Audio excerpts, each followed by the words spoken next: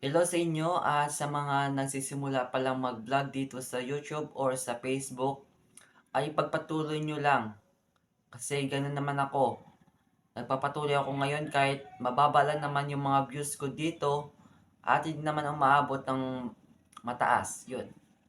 Kaya ito lang ma-advise ko sa inyo, ipagpatuloy nyo lang yung pagbablog at gumawa ng kayo ng gumawa ng inyong mga content kahit ano dito sa Facebook or sa YouTube. Kaya kung gusto nyo pa may malaman kayo, paki-subscribe na ito sa ating YouTube channel para marami kayong malaman sa aking mga nalalaman. Kayo para may maraming makakita sa inyo dito sa Facebook or sa YouTube. Kasi ganyan naman ako, kailangan natin mag-upload ng mag-upload. Hindi naman ako katastaasan na mataas yung views ko. Kaunti lang naman, kaya gumawa lang kayo ng gumawa ng may upload. Kaya ito yung suggest ko sa inyo kung ano yung i-upload nyo dito sa YouTube at sa Facebook. Kaya ito, una nyong i-upload ay A Day in My Life. Kasi nagsisimula pa lang kayo para malaman nila kung ano yung A Day in My Life ninyo, kung ano yung ginagawa nyo araw-araw, di ba? At ang pangalawa, gumawa kayo ng prank, ganun, mga prank.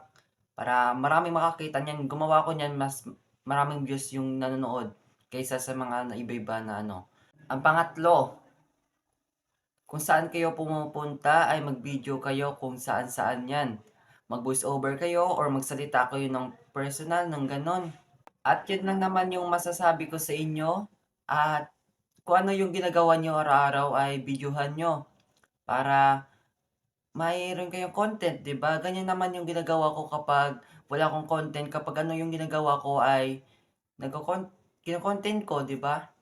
At so sa mga hindi pa alam yung Facebook page ko ay ilalagay ko lang dito ito.